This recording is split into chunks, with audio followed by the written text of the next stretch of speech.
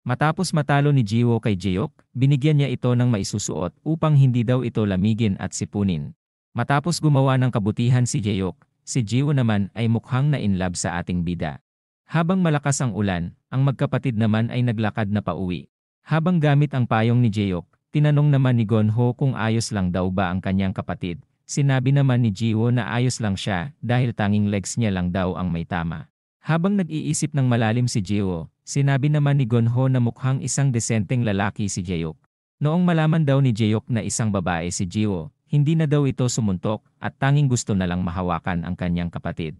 Ang arm bar lock na ginawa ni Jaehyuk ay hindi din daw gaano mahigpit dahil mukhang ayaw daw nito masaktan si Jiwoo. Tumingin din daw siya kay Gonho kanina na may kasamang awa na para bang gusto na nitong ipatigil ang laban. Dahil mas nakilala niya pa si Jaehyuk, ayos lang daw na natalo siya sa katulad ng ating bida dahil isa daw itong mabuting tao. Dahil wala nang pakialam si Gonho sa pagkatalo niya kay Jaehyuk, sinabi naman ni Gonho na itigil na ni Jiwoo ang pakikipaglaban kay Jaehyuk na ipinagtaka naman ni Jiwoo. Habang naiinis si Jiwoo, naalala niya naman ang nakaraan noong napagkakamalan pa siyang lalaki. Si Gonho ay dumating sa eksena at pinagbabatukan ang mga nambubuli sa kanyang kapatid. Si Gonho ay sinabi din na kapag nambuli ulit ang mga ito, isumbong lang daw ito ni Jiwoo sa kanya. Matapos patahanin ni Gonho ang kanyang kapatid, naginhawaan naman ito at sumaya. Dahil sa pinapakitang kahinaan ng kanyang kapatid, sinabi naman ni Jiwoo na ito ay hindi bagay sa kanya. Makalipas ang ilang araw sa paaralan nila Jaehyuk, ang ating bida naman ay naglalakad kasama sila Dasom. Maganda din daw ang pinanood nilang anime kahapon, kaya naman sinabi ni Dasom na maganda na naman daw ang kanyang irerekomenda mamayang gabi.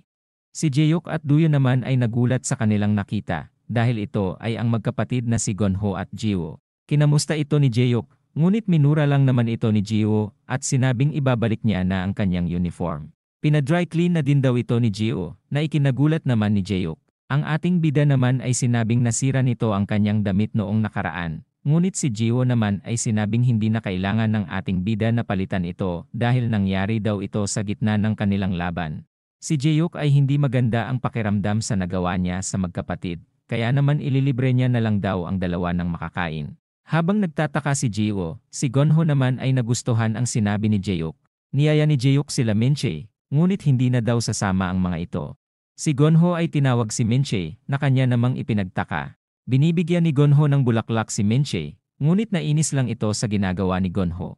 Habang paalis niyaya naman ni Gonho si Minche na manood ng pelikula ngayong weekend, ngunit si Minche naman ay umalis na at sinabing huwag siyang kausapin ni Gonho kahit kailan. Kaya naman muli na namang naging bato ang maskuladong si Gonho. Ang eksena ay nalipat sa Burger King, kung saan kumakain na ang tatlo ng burger. Tinanong din ni Jaehyuk kung ito lang daw ba ang kanilang gusto. Dahil pwede pa daw siyang bumili ng kung ano pang gustong pagkain ng magkapatid. Si Jiwoo ay sinabing ayos na siya, habang ang kuya niya naman ay sinabi na paborito daw talaga ni Jiwoo ang burgers. Ang ating bida ay tinanong kung bakit nag-drop out sa school si Jiwoo. Habang naiinis si Jiwoo, sinabi naman ni Jaehyuk na natanong niya lang ito dahil sa madaming libreng oras ni Jiwoo na paghamon sa kanya noon. Si Gonho naman ay sinabing huminto ang kanyang kapatid dahil sa YouTube. Kaya naman si Jiwoo ay inamin naman na dahil ito sa YouTube. Nag-focus daw siya sa kanyang YouTube noon, ngunit noong hindi maganda ang kanyang naging desisyon dahil walang gaanong kinikita itinigil niya na muna ito. Kaya naman sa ngayon ay nagpa-part-time job na lang siya, at sa ngayon ay wala na din daw siyang gustong gawin sa ngayon. Ang ating bida ay naiintindihan na daw ang pangyayari, ngunit si Jiwoo naman ay hindi pa sumusuko sa pagiging sikat na YouTuber, at sinabi na magkakaroon ito balang araw ng maraming milyon na subscribers. Natuwa naman si Gonho dahil kapag naging sikat na daw ang kanyang kapatid ay magkakaroon na daw ito ng maraming magandang kaibigan na pwede daw ligawan ni Gonho.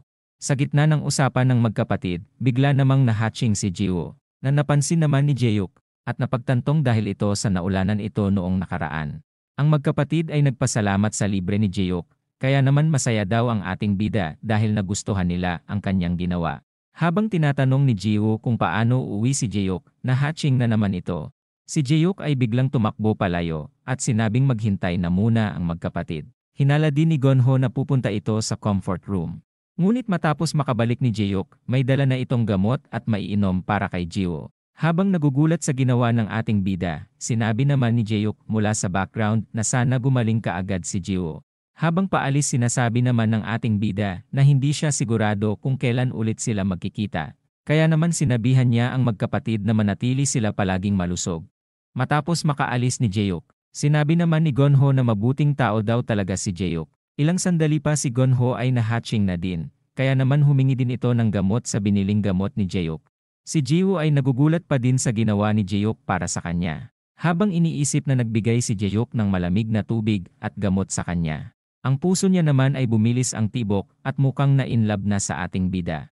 Si Jiwoo ay may sinabi sa kanyang kuya, ngunit nabitin ang eksena at ito ay nalipat sa Yangmin High School. Ang teacher ay pumasok na at sinabi na may bago silang transfer student ngayon. Si Jiwoo naman ay nagpakilala na sa harap at sinabi na masaya siyang mapunta sa klase na ito.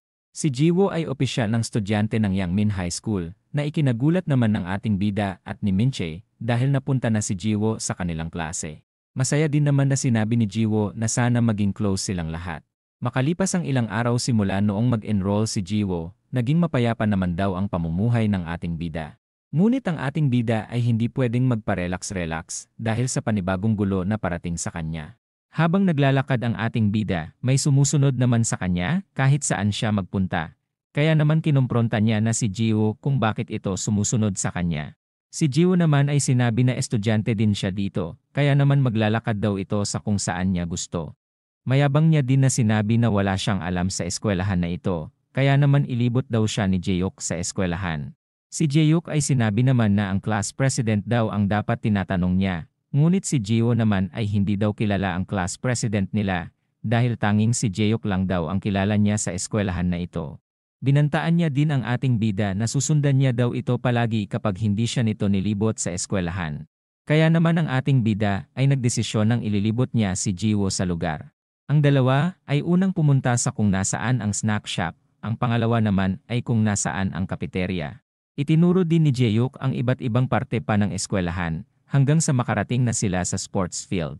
Habang sinasabi ni Jaehyuk na pupunta sila maya-maya sa PA class, may soccer ball naman ang napunta kay Jiwoo. Ang mga naglalaro ay hinihingi pabalik ang soccer ball, kaya naman bigla itong sinipa ni Jiwoo. Na ikinagulat naman ng lahat dahil sa nagawa niyang score na curveball. Si Jaehyuk ay nagulat dahil magaling daw pala sa soccer si Jiwoo, kaya naman sinabi nito na nasa soccer club siya noong nasa elementary school siya. Nalipat sila sa basketball court habang sinasabi naman ni Jiwoo na nasa basketball club naman siya noong nasa middle school siya.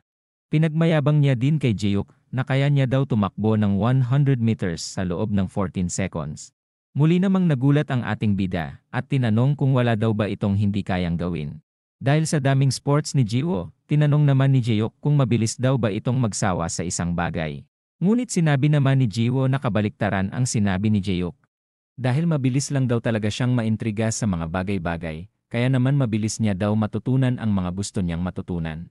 Ang eksena ay nalipat sa bahay nila Jiwoo, kung saan tinanong ni Gonho kung mag-enroll daw ba si Jiwoo dahil kay Jaehyuk. Ikinagulat ni Jiwoo ang tanong, kaya naman sinabi ni Gonho na mukhang ganon na nga na itinanggi naman agad ni Jiwoo. Si Gonho ay ipinaliwanag naman na mabilis daw mahulog ang loob ng kanilang pamilya sa gusto nilang tao, dahil sa ganon din daw nagkakilala ang kanilang mga magulang. Si Jiwoo ay patuloy pa ding itinatanggi ang sinasabi ng kanyang kuya, ngunit sinabi niya naman na naiintriga lang daw siya kay Jaehyuk. Hindi niya daw maintindihan ang kanyang nararamdaman, ngunit interesado daw talaga si Jiwoo kay Jaehyuk. Si Jiwoo ay sinabing hindi siya mapipigilan ng kanyang kuya na mag-enroll ulit dahil hindi daw nito mapipigilan ang kanyang gusto. Si Gonho naman ay pabirong sinabi na sana magkatuluyan sila ni Jaehyuk, ngunit muli namang tinatanggi ni Jiwoo na hindi sa ganon ang kanyang iniisip.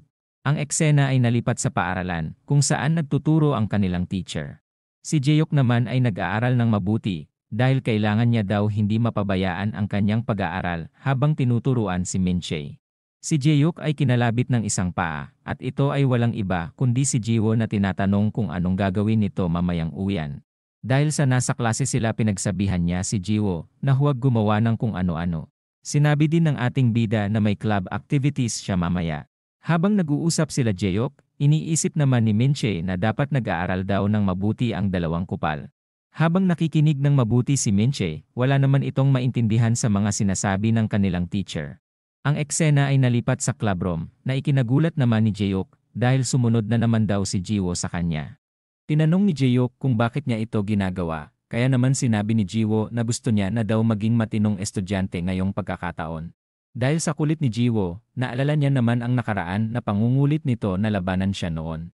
Sila Dasom ay dumating na, napansin niya din si Jiwoo, kaya naman tinanong niya kung nagkita na daw ba sila ni Jiwoo noon.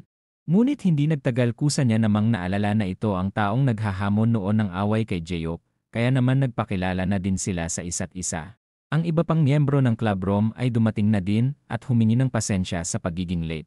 Si Dasom ay ipinakilala naman ang bago nilang member na si Jiwoo, nakilala din naman ni Boy Labo si Jiwoo. Hindi daw alam ni Boy Labo kung paano napunta si Jiwoo dito, ngunit ikinagagalak niya daw itong makilala. Si Jaehyuk ay may napansin, dahil mukhang malungkot daw ang mga bagong dating.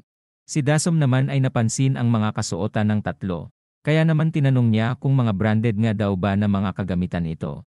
Sumang-ayon si Boy Labo, ngunit ang isa naman ay sinabing hindi gaanong branded ang mga ito. Nagtaka si Jaehyuk sa sinabi ng lalaki. Sinabi ni Boy Labo na puwersahan silang pinabili ng mga gamit, at binigyan din daw sila ng special discount. Ang kwento naman ay ikinagulat ni Jaehyuk. Ang isang nerd naman ay sinabing mukhang target daw nila bentahan, ang mga katulad nilang first years pa lamang.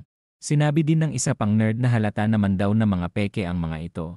Habang nakatutok ang Yossi, sinabi ng mga kalalakihan kanina na bubulihin sila ng mga ito kapag hindi ito bumili sa kanila. Si Dasom naman ay napasabi na lang na sumusobra na ang mga nambuli sa kanila. Si Jaehyuk naman ay tinanong kung sino daw ang may kagagawa nito sa kanila. Ang mga nerd naman ay sinabi na si Park Do-seop ang may kagagawa nito, at siya din ay isang number 5 ng grupong Invincible.